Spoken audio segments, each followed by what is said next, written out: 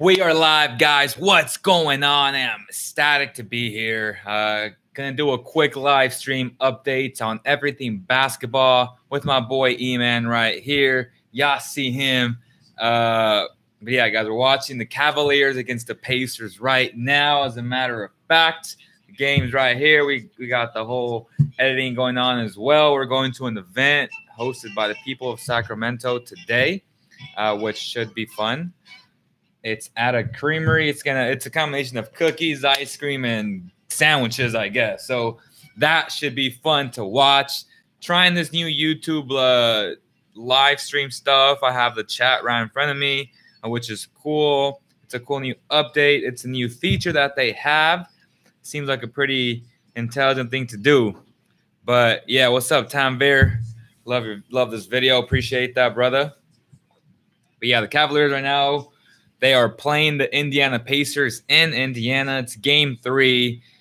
I expect the Pacers to win this game, but the Cavaliers had a really good first half. And right now, the Pacers are currently they're on a nice run, so they're making it very interesting. We'll see what happens. Other games that really disappointed me yesterday was the Pelicans and the Blazers. I can't believe that the Blazers are down 0-3. And it's not looking too good. But if they win, I'll say this. If they win game 4, they have a chance to win game 5 at home. All of a sudden, it's a game 6 in New Orleans. The pressure's on the home team, and the Blazers got nothing to lose. Again, it's probably not likely for them to win game 4. But if they win game 4, it's going to be very, very interesting. Any thoughts on that? If they win game 4, you think they'll win game 5 and then game 6 is a bunch of pressure on the Pelicans? And then what? He said it don't even matter. He said it's over. He said I don't believe in guys who get down 3-0, man. It's crazy. I know it's going to be a tough task ahead of the Blazers, but it is what it is. Pelicans playing like crazy. AD playing out of his mind. AD, shout out to him, man. You know, I've always been very critical of the guy because he's never been able to. I've never been critical of his talent. I've been critical of his durability. And this year, he was very durable. He played almost the entire season.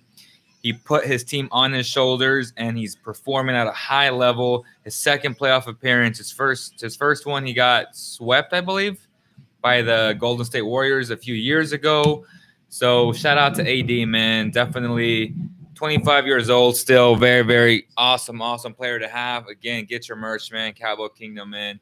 Also, we got the new sweatshirts coming in, so that's awesome, guys. Appreciate all the support from everybody. Also, another game yesterday was the San Antonio Spurs and the Golden State Warriors. Very, very upsetting news with the wife of Greg Popovich. She passed away. You know, it's harsh, man. It's hard on the team, and the team knew. They told Chris Haynes pretty much, if we don't open up a big lead in the first half, we're not going to win this game. And that's what happened. They were up in the first half, and the last 4 minutes of the second quarter, it got away from them. The Golden State Warriors pretty much put the gas on the pedal, and they never looked back. They played really good defense. The Warriors are just so damn good. It's really unfair, man. Klay Thompson, anytime Kevin Durant can just kick it out to the guy, and he is just a sniper, the second best shooter in the world behind his boy, Steph Curry, who's not even playing. That's how good this team is. Kind of wish Boogie was not injured. I'll say this. If Boogie was not injured, I don't think they'd be as good because their shooter, I'm slipping on his name. What's the shooter's name? More.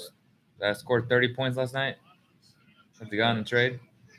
The guy that shaved? Oh, yeah, Meritage. Meritage.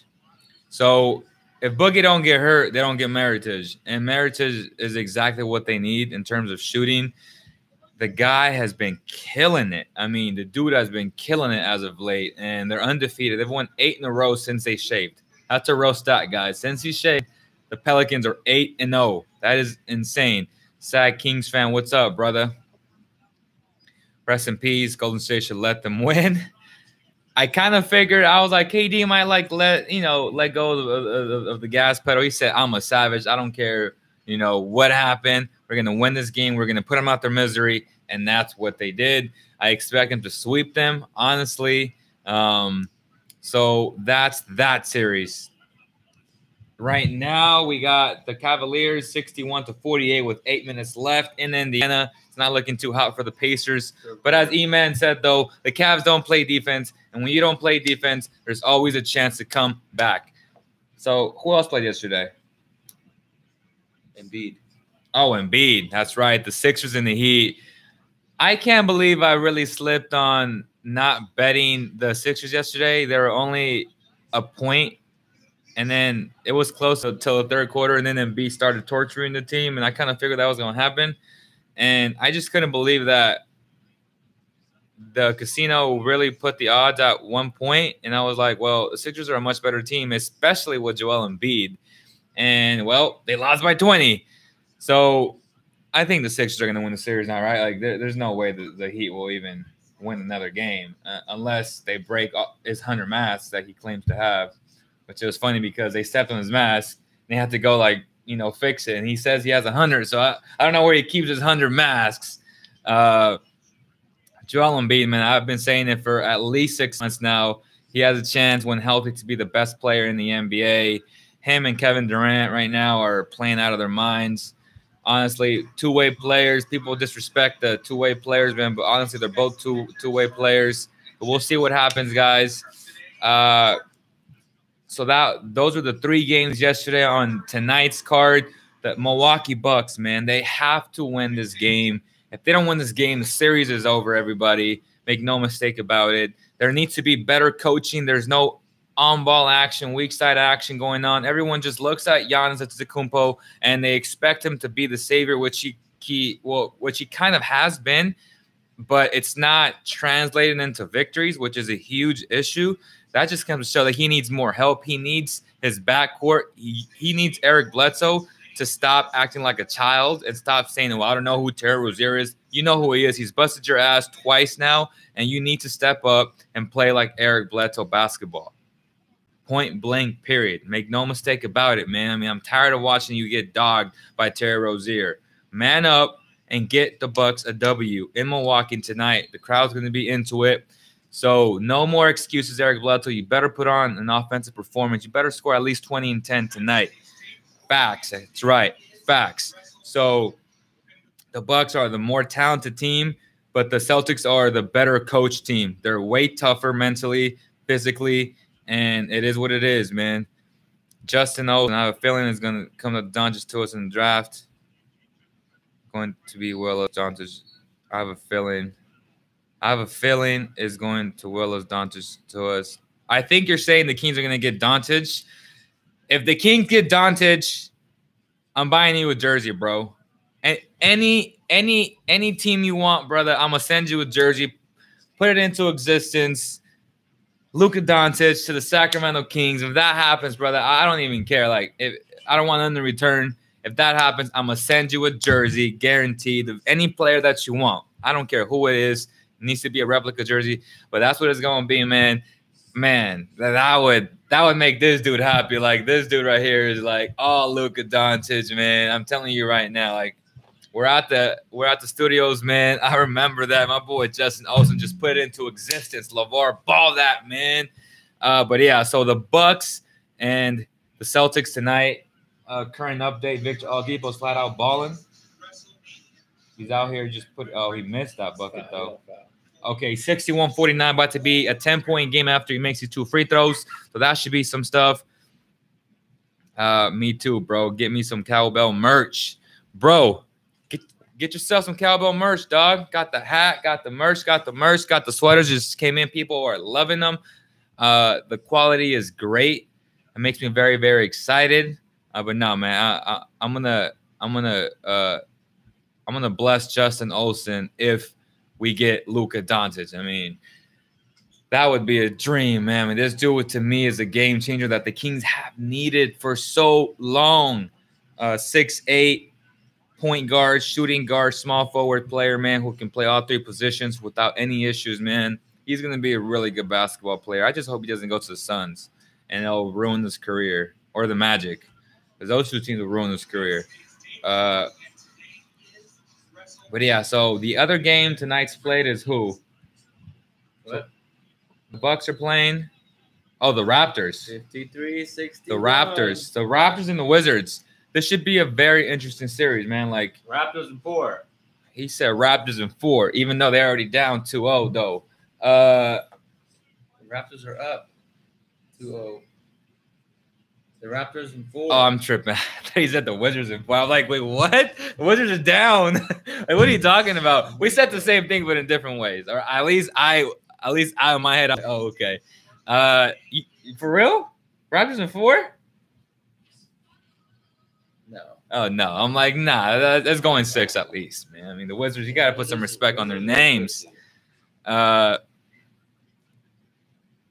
like this that I can see everybody's comments. But what you see Michael Porter Jr. All right, man. So Michael Porter Jr., if you guys haven't watched my second mock draft, I got Jaren Jackson going number 1. And I've told you guys that he's going number 1 because the man is the most versatile big in the draft, the most elite draft, the best big in the draft is what I was trying to say. I got all hyped. But I honestly see Jaren Jackson being today's Anthony Davis. I see so much of AD in him, man. Like, I do. Y'all call me crazy, man, but I see it, man. And if the Suns are going to choose a big man, don't go with, oh, this guy is a traditional big. Like, he's – and I'm not saying AD's not going to be a great player. I think he's going to be a great player. But I just think if you guys know me, my preference is being a two-way player, and I take pride in really saying, like, I love two-way players. To me, two-way players are the best players in the world. And if you're already elite on defense, Jaren Jackson is elite on defense. DeAndre Ayton struggles against guys who are a little bit quicker than him, and it showed a lot when they in the Pac-12 conference, and it showed when they played Buffalo. Like, they put like a stretch four on him. Dude got dogged all day long. He can guard in the post because he's so physically like so strong, but Jaren Jackson can guard in space and in the post, and he's a shot blocker. Like, there's two levels of playing defense, in space and in the post. He can do both. And when you can do both, and when he's the only big in this draft that's excellent on offense and on defense, that tells you a lot. So definitely, Jaren Jackson to me is the best big in the draft. I know it's not the consensus. I'm not trying to go with the consensus. I don't care what the consensus or what national media puts out there. Like, that means nothing to me. Last time I checked, Donovan Mitchell was a number 13 pick in the NBA draft. He's the best player in the draft class. He was number 13. So no, I'm not gonna go with the national audience opinion. Like, no, what I see is what I see. What they see is what they see. So I see Jaren Jackson being that type of player. Again, but Luka Doncic is the best overall player. The best big is Jaren Jackson. Second best big, obviously, is DeAndre Ayton. I got Jaren Jackson, Ayton. Then I got it's hard between Bagley and Wendell Carter. I really like Wendell Carter, honestly. I think he was overshadowed by Bagley, but at the next level, he's a better defender. He's a better overall defender. I won't be mad if the Kings draft him at 7. Like, I'd be happy because then you put Wendell Carter, Duke, you put Harry Giles, Duke, you got the whole connection at the next level. I would like to see that. You got to fight that, bro. My boy OG. So there's a fight that just broke out. My boy OG. Oh, okay. Okay. Oh, you don't want to mess with Ibaka. Ibaka's a black belt, bro. Jiu-jitsu. He's going to whip you out. Oh, man. You don't want to mess with Ibaka, bro. And he knows it, too. He's like, I got your back, young fella. I got your back, young fella. Fight him. I got you, he said. Yeah, everybody. For real, though.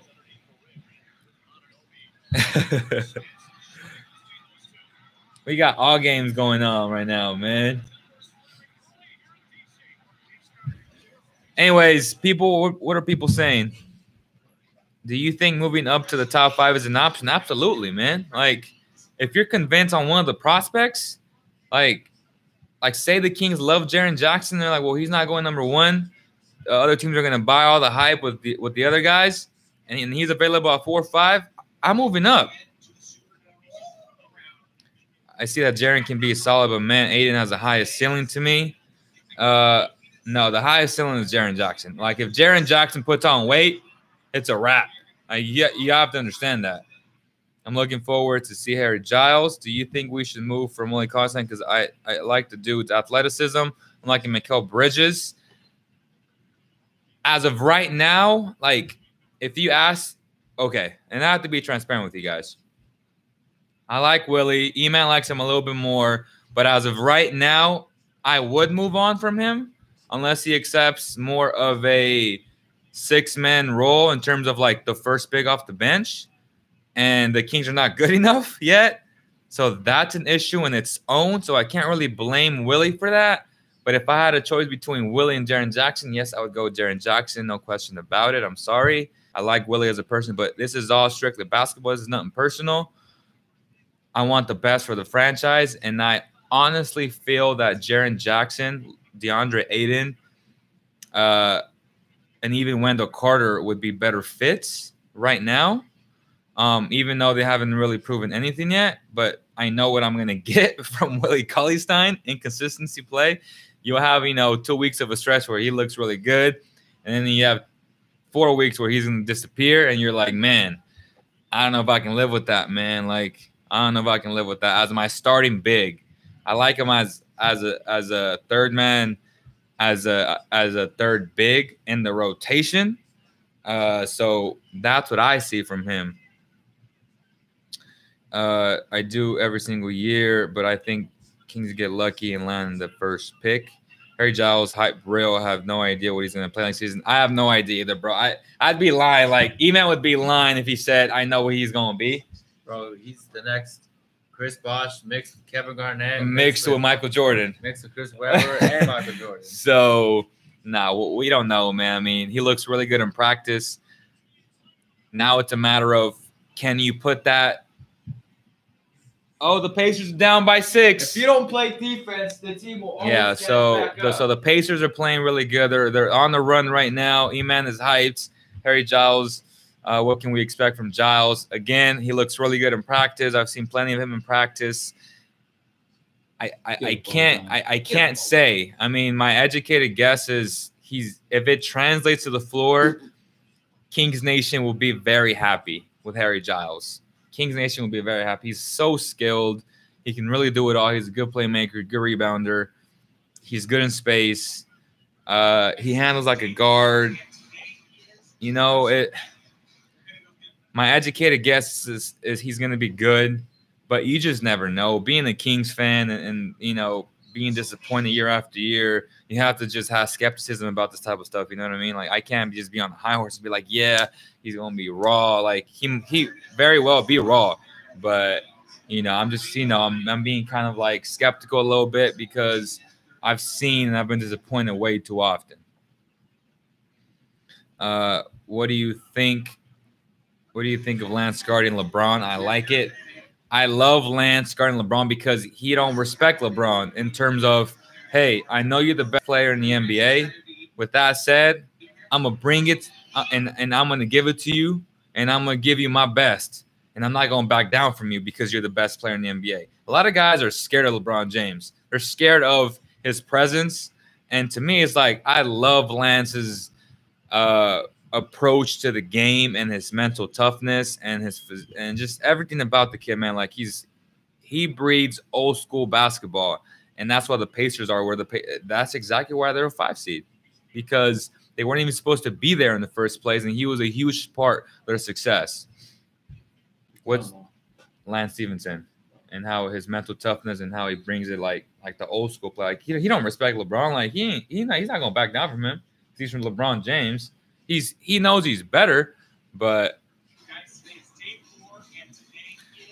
what's your draft board looking like? So I just put out my second mock draft. See, you guys have to know what the difference is. A mock draft and a big board.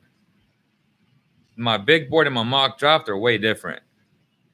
I haven't put my big board up yet, and I should probably do that next week, probably next week. But my mock draft, in terms of what teams need and what they should do, is different. You know what I'm saying? Like there's certain guys I think are better than a lot of guys that will go in my mock draft that will go higher, but because certain teams already have those positions filled, I'm not gonna go with that guy. But my two guys right now that are my best two players are Luka and Jaren Jackson, though.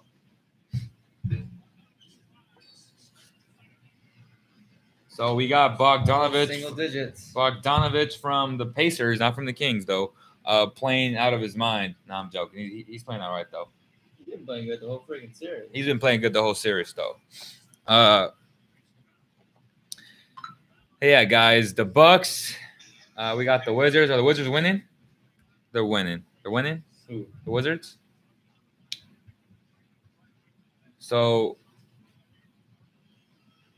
the Wizards, what's Jaren Jackson's comparison? To me, it's tied up. Third quarter? Second quarter. Second quarter, and it's tied up, yeah. 34 up.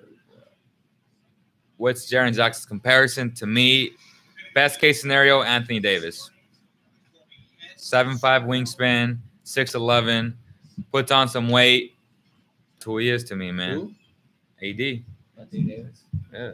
Same type of frame. AD came in. If you remember, AD came in the league hella skinny, but you saw like his like broad. Okay, this dude can add weight in like 2 years. 3 years happened. You're like, oh my god, the dude put on weight, and now he's AD. You know, he was injured a lot, and that's what scares me about Jaren Jackson with AD too. Like they're so skinny, and De'Aaron Fox is so skinny that this league is so physical, and that puts a lot of pressure on your body. So that might be one of the things that might hold back from him going number one.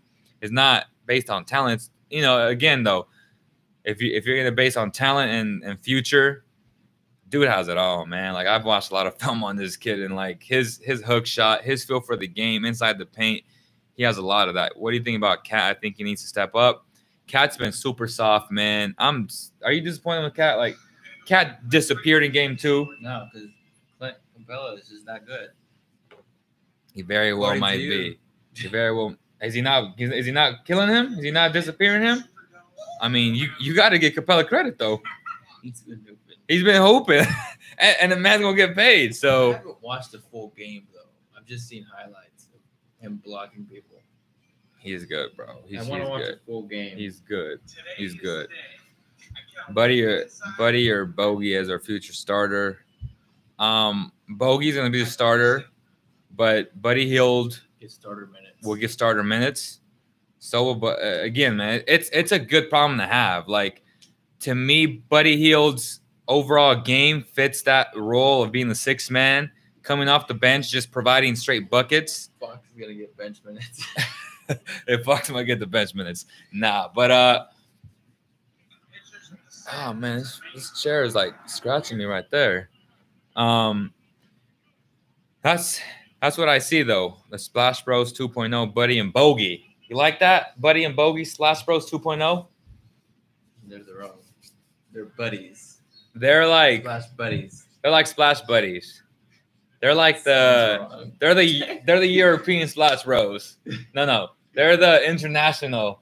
They're the international because the Bahamas is not in Europe. So they're the international Splash Bros. How about that?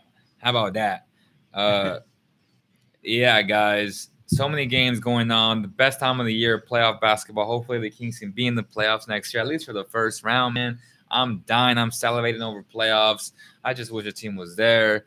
Other than that, man, I appreciate everybody that joined the live NBA highlights. Oh, okay, NBA highlights.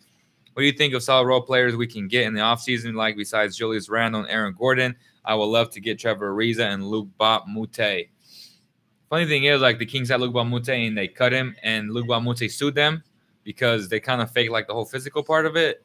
I know Coach would have loved it. Luke Mute, I think Luke would play like 40 minutes a game if he was on the Kings. That's how much they would play him because he like loves his vets and he loves like guys like that. But if the Kings can get Julius Randle, Aaron Gordon, or Jabari Parker, would you be happy with Parker? Not anymore? I would. Yeah, there we go. I mean, he's not playing well because he's better than our players. But yeah, guys, I think Jabari Parker is realistic. I really do now. Like, he's not looking eye to eye with the Bucks management, with the coach, and all that stuff. Maybe if a new coach comes in there, which it's gonna happen because that guy is not a good coach. I can't say he's not a good coach. He's not a head coach. He doesn't have the personality to be a head coach. He's too nice of a guy. He's an assistant coach. I'm sure he's good at what he does.